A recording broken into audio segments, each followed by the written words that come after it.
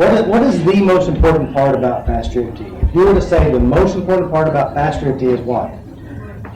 What is it? Well, that's... There's no broken people. Well, the most important part, I'll make it easy for you guys. The most important part about FasterEFT is the belief system. The belief system. Now, the reason why I tell you this, because if you adopt the belief system of an expert gambler, what would happen? Right. If you take the belief system of a great bowler, what would happen?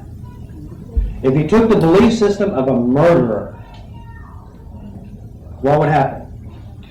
By the way, isn't it true your parents inducted, induced, beat into you what?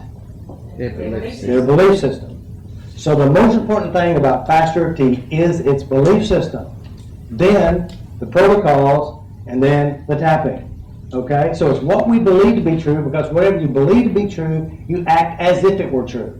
Isn't that right? Okay? When we look at your life, when we look at our client's life, what are we really looking at? What are we really addressing? About beliefs. What do we believe about ourselves? Whatever we believe about ourselves, we produce. So, the first thing we adopt, and we must have a part of ourselves as a FasterEFT practitioner, or even just a great healing, helping person, is whatever you believe to be true. And so one of the things about FasterEFT, with many of them, these are just part, we believe that there's nothing wrong with you. Most importantly. Secondly, we know that you're the creator of your problems and your successes. We also believe in order to feel bad or feel good, you got to do it right. We also believe the cause of all problems starts with perception and begins at birth. We also believe that the past is over and it doesn't exist unless you create it. We also believe what makes your problems seem real is because your body responds to what you think. Also, everything inside you, inside your memories, all characters, all plays, all actions are really you. It's yourself. And then, of course, as we're working with a client, we know from our perspective, it's just made up. Now, when you work with people with this belief, you're going to see things differently. Now, since people do come to see us, we also have an understanding of how we're going to heal personally and how they're going to heal personally. The first and most important thing is what we want to do is have them take complete ownership of their life. Their emotional life, their financial life, their spiritual life, their sexual life, every part of their life. If they take ownership, that's the first step of growing, healing, and changing. The second part is we need truth. We need something that actually is absolutely true, and we take this truth to apply it and it turns into great wisdom. And then from this wisdom, we begin to understand and that everything within us all breaks down to our own inner communication. So when we discover how to internally communicate properly, healthily, in a better way, then the next thing we understand that our mind and body work together as one. Whatever you think affects your body. And then we develop the skill of releasing pain, releasing the hurt, releasing how we represent things. And as we start making peace within ourselves, with everything we hold at every age, every character, every memory, everything within, as we do this naturally, your life improves and you become a better person. It just happens. You do this grunt work here, this is it. When you do this, it's just going to happen. Your life is going to change. And as you do that, what you're going to really do to yourself is not only you're creating healthier relationships inside yourself, it affects relationships outside yourself. And what you're really doing is creating what I call ultimate forgiveness. Ultimate forgiveness is not them, but what you do within you, to you, and you may use them to make you feel bad. Forgive yourself, change your response, and take full, complete ownership. And then when you do this, you're going to start operating from non-judgment, non-attachment, and you may say, interesting behavior. So interesting. How do you do it? So then, here you are, now you're a FasterEFT practitioner, you're healing yourself, you're addressing your problems, and you're changing, and guess what happens? They're going to say, hey, what do you do? And you may say, you know, I help people. I help them get control in their lives. Because, in my life, it wasn't so good. I was angry, I was depressed, I was sad. I used to wear glasses, and I used to have all these problems, but I discovered the key to changing me. Not only did I change me, but my life, my family, my friends, and I help others create a new life for themselves. And since I'm doing this, it's not work, it's love, and I know if you had a little bit of skill to get rid of your stress, your life will be better. You'll look better, you'll act better, you'll be healthier. Your sex life will improve, your job will improve, you'll make more money, and your kids will look better, and you won't be so fat, ugly, and make a little miserable. And if you are, you still like yourself because you love yourself. And then, here it is, they call you up on the phone, and you understand where they're coming from. They don't understand why they have problems. They still think it's somebody else. So they call you, they're desperate. They've already tried everything else, and so your goal is to help them up. You're going to help them up, you're going to clean up the pain, the hurt, you're going to clean them up, and then you're going to educate them. You're going to show them how to actually take control of their life. And as they start taking control of their life, they start to be self-empowered. And as they're self-empowered, one thing you definitely want them to do is to share how they discovered how to be happier. And so then you're going to give them a stack of cards, and you're going to tell them exactly how to advertise for you. And all they're going to do is say, I used to be this way, I was unhappy and was miserable, and I went to Robert, I went to you, and he helped me get on track. Give him a call. One thing you don't want to do is try to explain it because it won't make sense. So now, here it is, since we understand this, we know that when we are born in this world, we had this idea, and it was true, they did it to us. We're the victim. We have a tendency to still think, my memories are doing it to me, my past is doing it to me, my mom, my boss, my ex-husband, the economy, the whole world is making me feel bad. Now, of course, if that's the truth, what's going to happen is, wherever the wind blows, whatever happens, you're still the victim of them. But what we have discovered here is that truly, it's the same events that everyone else experienced, the same things happen, but we see it differently. It's not what happened to you, but what you do and how you hold within you. So we discovered now that, wow, I do have pictures of them inside my head. I do have slideshows. I have movies. And depending on the quality of the movie that we hold within us will determine our behaviors in life, what happens to us. So we also understand inside of ourselves, we have memories called sounds. Our voices, their voices, songs, all kinds of sounds, the different tones of voices. We also understand that inside of us, what actually catches our attention is the feelings, the stress, the emotions. This is what catches our attention and makes us jump quickly. We do have the pictures, we do have the sounds. So inside of us, we internalize the world, we have tastes and smells, and then we have our great friend, the unconscious, who knows how to organize all this stuff to help us produce something based on what we hold within us. So now we're operating from what we hold inside of our mind. So if you can change your mind, change what you hold inside your mind, who's in control now? You are. Because if you change how you think, you change your perception, you change your entire life. You change your world, you change your reaction. That's what we want. That's what we want to give our clients. I don't know about you. When I first started, I kept asking why.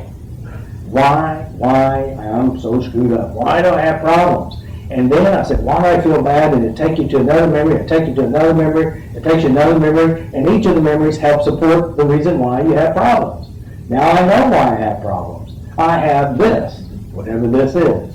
Bipolar, manic depressive, angry, depressed, I'm Catholic, I'm Jewish, whatever it is that you name yourself. And you will act according to whatever this label you give yourself. The nice thing about that, there really aren't true labels because you can change your name. Change your action, change your behavior by merely changing what you hold within us.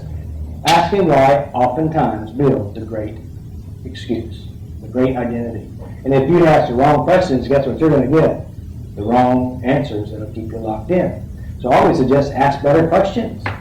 So then here we are, FasterEFT, we have an understanding about the cause of our problems, why we have problems. And so I say this is absolute. FasterEFT belief system believes, first of all, you, before you got here, before you were born, they, mom, dad, the environment, the culture, had the stage set before you got here. That means your mom could have been pregnant, she could have been raped, she could have been born into a poor family, they didn't want her, whatever the issue is, and then you're born, and all of a sudden, the stage was set, and you are dropped in to this world because she had her own skills, emotional skills, intelligence skills, money skills, relationship skills. They had it before you got there. In comes you. You're born. And you're born in this environment. And from this environment, this little bitty baby, this little child, is totally dependent upon whoever is in their life. This child begins to take in and encode that world. Whatever experiences, the good ones, the bad ones, the pretty ones, the ugly ones, the mean ones, it goes in, and this child begins to operate from this system. It creates an idea of how the world is and how we're to act and perform. And from this performance, then we start creating an identity based on what went in. Now, if you were one of the lucky ones and your family was highly emotionally intelligent and they thought you were wonderful and they did all these wonderful things for you, your life would be totally different unless when you were born into a family, they didn't want you, you're a 13th child, and everyone was worn out, and you're stuck with your sister who didn't want you to want to go out and play. All of a sudden, how they interact with you will determine how you see the world. And from this, we start asking questions like, why am I so screwed up? Why do I have problems? Because oftentimes we forget where we came from. We forgot all the stuff that hurt because we didn't want to deal with it, because if you keep thinking about all the bad things that happened to you, you'd probably be crazy and be living in an insane asylum or something. Have a white jacket. But since our mind is so sweet, it tucks it back so you can't remember it, but it keeps showing up. And so then it starts showing up, and then people are saying, well, I know why you have problems.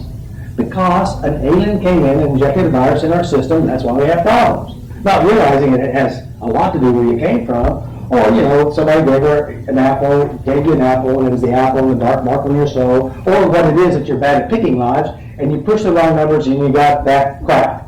You should have picked better. Or better yet, you had a lesson you need to learn. And by the way, you keep doing it over and over again, you're just slow at learning. What I think, you fall in love with it. So each one of these, it's genetics, karma, chemical imbalance, the culture, the ego, life lessons, past lives, past, everything else, are just trying to help us understand why we have problems. But in reality, the reason why we have problems, and this has been the biggest question, why do I have problems? And I answer, the reason why is because you know how. And you do it without even thinking. And the cause of all your problems started at birth. But the real cause of your problems, what is the real cause of your problems? Well, the cause of your problems is because of how you see things, represent things, hold on to things. And so this mind of ours is so powerful. It takes all this information in, especially the little baby who can't even find its thumb. But eventually it finds its thumb, and the next thing you know, it's putting everything in its mouth. And as it's putting everything in its mouth, this mind starts encoding the world, how to act and perform. And so I call it the metaphoric mind. Everything goes in, and the mind will begin to metaphorically explain the whole system within itself by whatever it sees outside of itself or inside. Because we don't really understand completely, but it expresses itself the way it knows how, based on what went in. Not because of anything else, just because of what we hold. So we start looking at what is a belief. Why do we believe what we believe? What holds the structure of belief? And what we discover, beliefs are built and manifested based on two primary parts. First of all, inside of you have proof that it's true. That means you have memories and experiences that support it. What makes it even more real is that we have emotions, feelings, and sensations. If you change either one and both, the belief actually changes. By the way, you have changed your belief so many times throughout your life. You believe one thing and now you don't. And the reason is because you grew and changed. New information come in. So when we're working with clients, we realize that first of all, in order to have a problem, you got to be good at it. In order to be good at it, you got to have resources. And so what we'll do is say you have a problem in all these different ways of creating and manifesting a problem. What we will do is we'll use our process and start changing each memory, each reference until we flip it. Flip it means you change it where it's positive. So we change all the references, and as we change the references, the problem is harder to produce and manifest because you're screwing up all the references to feel bad. And that's a good decision, to screw up bad feelings so you can never feel them again. Now also when we're working with people, we realize too that since everything inside of ourselves is really ourself, every character, every behavior, every action, and when we go inside and we rewrite the memory, change it to what you do want, and as you change it what you do want, you have the good feelings in it. your mind will naturally start using this, and it'll start looking for it out here because it's already in here. Because you always see what you already know to be true based on your references. And so when we're working with people, we realize we have memories inside of us. Oftentimes they overlap. Sometimes they're all stacked together. And as you start cleaning these memories, the emotional intensity will drop down, disappear, fade off, or maybe each one of them are all very strong, and you get to spend time on each one. As you start cleaning it, all of a sudden they come in, they have this horrible problem, and since we're actually doing brain surgery without knives or blades or machine guns or anything like that, we're actually rewriting how we internalize our world. And as we change how we internalize the world, the old problem is neurologically changed. That means it disappears because you have a new understanding within your mind, holding it totally different, and then they'll say, well, you know, I never had that before. It's like you did have it, but you can't have it because you didn't know it really existed because it doesn't exist. Because your whole identity changed as you neurologically change your brain. That's what we're doing. We're changing our mind. And it's okay to change your mind. You know, I could go to the store and I want red shoes or blue shoes. I bought the blue shoes. I said, no, I wanted the red shoes, so I took them back. If you can change your mind on that, you can change your mind on anything, even about your childhood. And that's the nice thing about our childhood. It's over, and it's like Anthony said, if you had a crappy childhood, go change it. And I did. As a matter of fact, I can't believe I had such a great childhood. Now, here's something really interesting. So oftentimes people will believe and have this idea that we have the saboteur within. Something inside of us, this little man, trying to screw up all our good actions, behavior, and always tripping us up and making us fall. And then we keep feeling and staying in the same basic problem over and over again. I don't know what it is. I keep sabotaging myself, but in reality, the sabotaging behavior is our memories, imprinted experiences alive inside you. And these imprinted experiences says it's safe. We have proof it's safe not to think too highly of yourself, because somebody's going to chop that top poppy seed down. They're going to try to put you down, and the more they put you down, the more you're going to say, I'm not going to stick my head up. It's best not to make more money than my father because it may hurt his feelings. Don't think too highly of yourself. Your sister will get hurt. And it's been induced in you, and you keep staying with this. By the way, it's okay to let go of your past. It's okay to outgrow your childhood. And by the way, it's easy when you make peace with what you hold and the memories you hold within you. So then when we start working on people, and some people are really easy to work. I mean, you have a big problem, all of a sudden, you went back, wham, it's gone. And the reason why it went quicker than something else is because you didn't have a whole lot of connections with it. And you didn't make a whole library attached to it. It just happened. You don't go very much. Then all of a sudden, when you use these powerful tools that we're teaching, it'll go quickly. But other people, they spend a lot of time with it. They build a whole identity. They share it with their friends. They write books on it. And they join groups to talk about it. And then they wonder why it's so hard to get rid of it. So the deal is, what we have to do is with this type of person and with yourself. If it seems to be big and it's hard to go there, just keep going there and cleaning as you go along. Don't talk about it. Don't brag about it. Just clean it. Don't rehearse it. Don't write books about it. Clean it. Tap, tap, tap until it's gone. If you're afraid to go there, tap because you're afraid to go there. The more you clean it, the more it goes away. Your most powerful skill, and I will tell you this, your most powerful skill you have is the word persistence. Keep doing it, keep doing it, keep doing it until it's gone. Do not stop until it's gone. I always say, somebody asks me, well, Robert, how many times should I tap on a problem? I said either until it's gone or until you pass out, whichever comes first. Stay with it. Until it's gone or until you pass out. So now here it is, they come in with all kinds of problems, you name it, weird problems, problems you could never imagine. And then here it is, if you don't know how to have that problem, then you probably won't know how to change it. But the nice thing is I have a system that always works no matter what problem comes in, and it's universal. And usually when they come and see you, they come because they have something inside them that they don't want. And so what we do is we have what I call the art of change. The art of change is a system that you can go and change any problem with any person and not even know how to create the problem, but they do, and you use their inner system that they use to manifest and produce it. So what we do is what they don't want. What they don't want, and also all references that support what they don't want. You know, like somebody says, well, I don't want a cheater. Well, okay, I understand that. Why do you know you don't want one? Well, I don't want one because my last boyfriend, or the boyfriend before him, and the one before him, they all cheated on me. I said, well, good job, you're good at picking cheaters, so you must really love cheaters.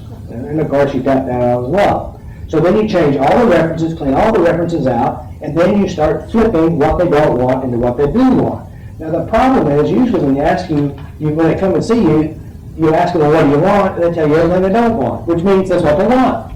So in order to give them something new, you have to get rid of what they don't want, and then change what they don't want to the opposite to what they do want. The problem is getting what you do want is because of the fact they worked so hard not to have what they didn't want, and they kept getting over and over what they didn't want, they became an expert at not having what they didn't want, and having it too. I almost got confused on that one as well. So here it is. So now we're trying to give them what they want. You know what happens? I don't feel comfortable with that because I'm so used to all the things I didn't want over and over again. So then we have to make sure that they're congruent. That means it's okay to have what they wanted, which really wasn't what they wanted because they kept getting what they didn't want. And then we start changing their essence, their inner references, then it's okay to get what they want because they're actually changing into what they didn't want, what they said they wanted, and they kept getting what they didn't want. So we change it to what they are, and they are now receiving what they want, which is better for them. So confusing. So now, then, of course, then we say we check who you are, who you want, and then we say, is it okay to have this? And usually, the biggest thing when you work with somebody, they said they don't want something, you tap it all away, and they go, wait, hold on. Who will I be if I get rid of what I don't want? And I said, don't worry about it. You still feel bad, but you just can't feel as bad with this one. We didn't get rid of all your bad feelings, but at least you can have something better here. Work on the other. So they think they're going to lose their identity when they let go of all the things they don't want. So then I say, well, who are you 10 years from now if you still had what you want now, your new identity? Is it okay? If it isn't, tap it out. Then you take them in the future. And then in the future, make sure it really is the same, the new thing, and it becomes a reality in the future. The cool thing about it, when you make it real inside the mind, it becomes real outside the mind. And you know that's true because we do it all the time with all the stuff we said we didn't want. The bad memories, the fears, the angers. And one of the things I've said, your fears are usually your greatest wishes. It sounds bizarre, but someone said they fear it, they spend all the time thinking about it. And then wonder why it keeps happening to them. Because they put so much emotion in. So make peace with your fears. And since we're working with people, we have a protocol they call the subjecting you into distress. What we do, we just need to know how strong it is so we know that it's going to knock them. And so what we do oftentimes, we want to identify that they have a problem, 0 to 10, and we want to get it down to 0, but we're not finished when we get to 0.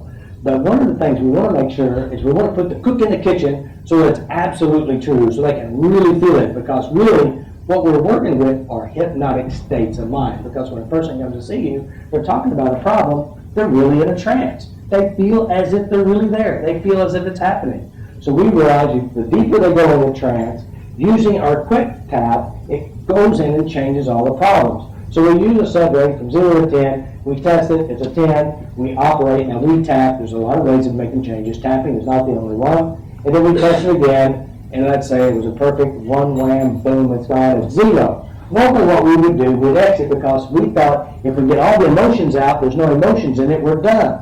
But I realize you're not really done.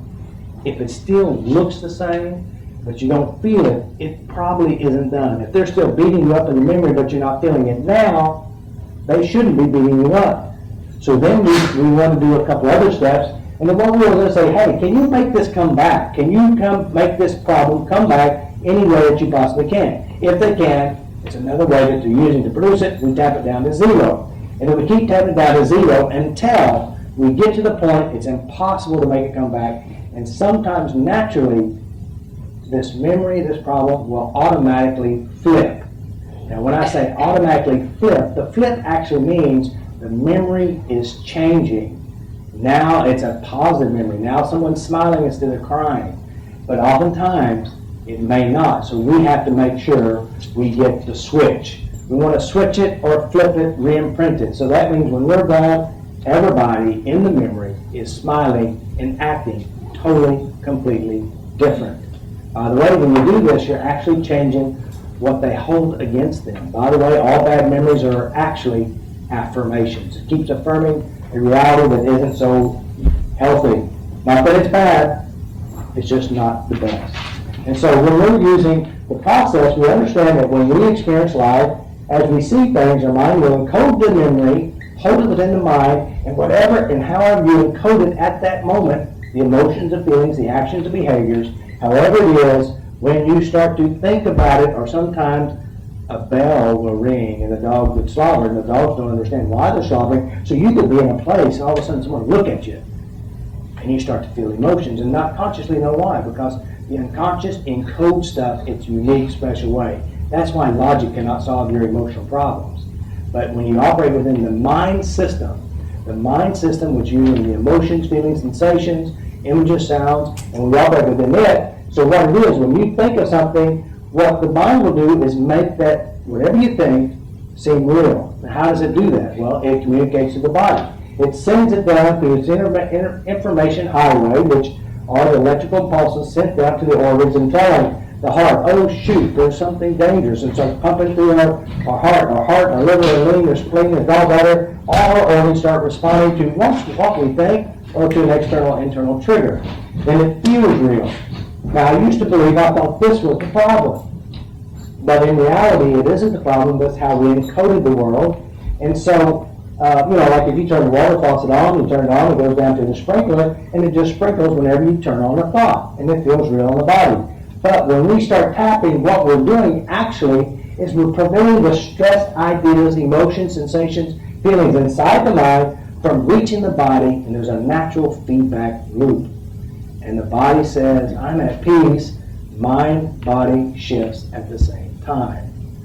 And so now you're not telling your body how to have a panic of feeling, because the memory changes also when you keep the system at peace. So when you're doing this, now somebody said, well, Robert, okay, if that's true, you're tapping and you're preventing the stress reaction from reaching the body, why does it work when you do positive? I said, I'll tell you why. First of all, we know how the mind works, and there's other systems working at the same time. So if you say, I want something, I have something that you don't have, the unconscious also knows the truth, and there's a physical reaction says it's not true. But while you're tapping, you're creating a balance between here and here. When you get rid of the physical reaction, which makes reality seem real because it's your body's reaction, your mind begins to produce something completely different, because when you have peace with whatever, if you have peace with a test, and it's like it's no big deal, how much better of a test will you have? You'll do a greater job. If you got a speech, and you're getting ready to give a speech, and it's like, you just get up and do it. But if you're stressed out with a speech before you go, you're going to be a bit tense.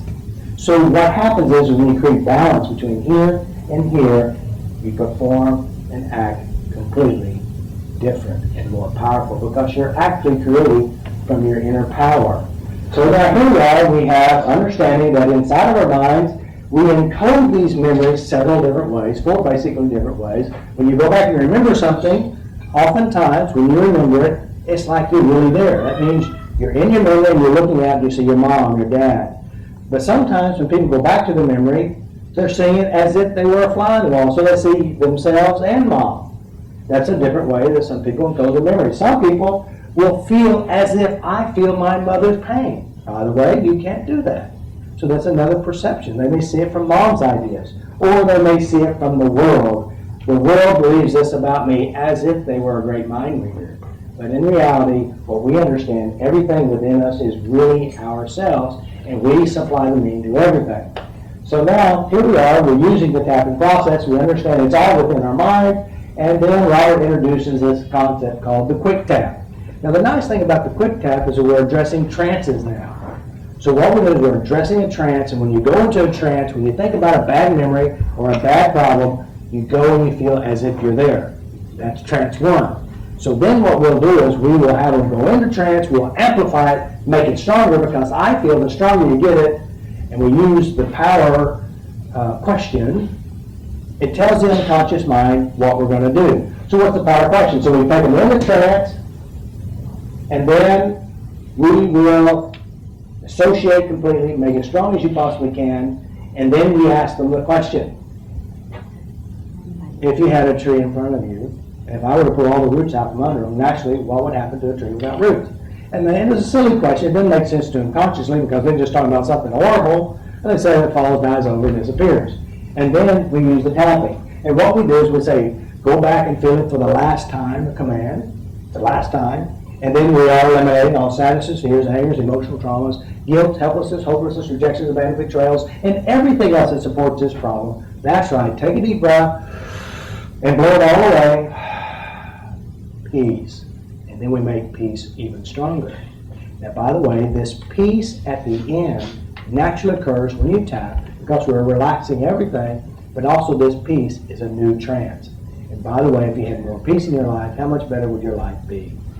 A lot better. So now we're using trance, bad trance, good trance, in, out, in, out. And that's how we pull and we erase all the bad memories. So now here it is, we have the quick tap. Now the quick tap is what I build a lot of stuff on. We also do a lot of other ways of tapping. We use parts and pieces. And one of the nice things about parts and pieces is that when I'm a practitioner and I'm working on you, I don't really have to know what you're aiming at. So I just say, notice how you know what's inside you. Notice where it is. You got it? Let it go, let it go, let it go, let it go, let it go. That's right. Deep breath. Blow it out. And peace. All right, go back and check it again. Is it still there? Notice what's left. Notice how you know. Let it go, let it go, let it go. Now the client is doing all the work. I don't have to do any guessing. All I have to know is how to direct the show. Now they're the actors and the players. That way I don't have to be intuitive, I don't have to be psychic, I don't even have to really care what's inside there. They do, because they truly are the creator of our own problems, aren't we? And so does that make sense? Yes, of course. So, all right, so now here it is, we have the quick tap. We're using the quick tap, and then we start using cleanup. Now we're going to start cleaning up. Now we're identifying what they're doing inside their head. So now we start looking at faces. By the way, using and addressing the facial expressions on every character inside the mind actually is a sneaky way to go in and rewrite the story. You're changing internal references. When you change all the sad faces and they're all smiling, it's hard to feel bad when everybody's smiling. So we know when we change every action, every behavior, every expression, the expressions technique. And since we realize everything inside of us is ourselves, we do an ecology check. So that means we go in and we say, okay, now you are your father, and he's looking at you. How does it feel? But by the way, you can't be the father, but who's writing the story? They are. What do you feel as if you're the father? You clean up this. You clean up every character within ourselves. And as you clean every character within yourself, your life truly begins to change.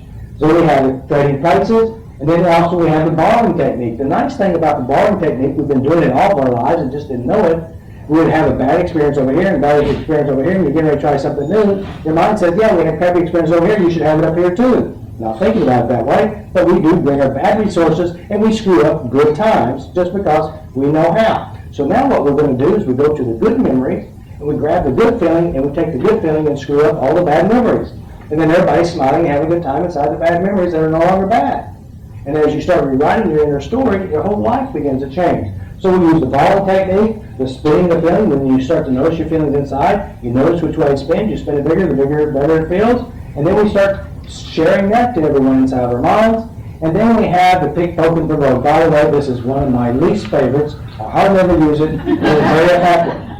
And the reason why I use it is because, first of all, it does work. When you use it, it amplifies the feeling, you tap it out. Amplify the feeling, tap it out. Because if we get them in the trance and we knock the trance out from under them, they cannot feel bad. Does that make sense? Absolutely. Because one of your biggest things that you're working with other people, why are they coming to see you? Because they have something they don't want. And I notice when you get rid of the biggest fear, the biggest resistance, the biggest anxiety, when you get rid of it, they actually change bigger, better. And so now here we have all these different techniques. There's a lot more that we didn't mention, but I will say this is an overview. We have a quick tap, parts and pieces. We do single tap, double tap, backwards tap, left tap, right tap, switch it back and forth tap, upside down tap, on your head tapping, tom-tom technique, mental processing, mental tap, super tap, temporal tap, I want, I have tap, 4 to 7 hour, 9 gallon, affirmation tap, the wave tap, and then show it to you, and the power word tap. Then we have the expression, spinning the feeling, tap it out, trading places, borrowing technique, push it away, move it, The moving technique, other resources, some modalities, interrupt the focus, tap it up, tap it down, tap it down, tap it up, showing technique, pick focus remote, laugh at it, tap on it, ask that part, pound tapping on it. You love it, don't you? Shut up, shut the fuck up, stop that shit, make it up, pretend like you're telling me, you're not sharing it, I dealt with it technique, integration technique, spinning the feeling, and it all breaks down to one. It is all truly about love. The opposite of love is love. And what we're really breaking down, and the most important thing that we're really trying to achieve with every person is ultimate forgiveness and learning how to love yourself. When you're nice on the inside of yourself, and you do good things inside, the outside changes with you. And as you and I both know, it's not real, it's all made up, so might as well make it good one. Ta-da! Next one, 5 minutes, 4 minutes, 3 minutes. So that's why I started talking faster. So did you get it all in that moment? Just think if I would have did it at the beginning, it'd been over.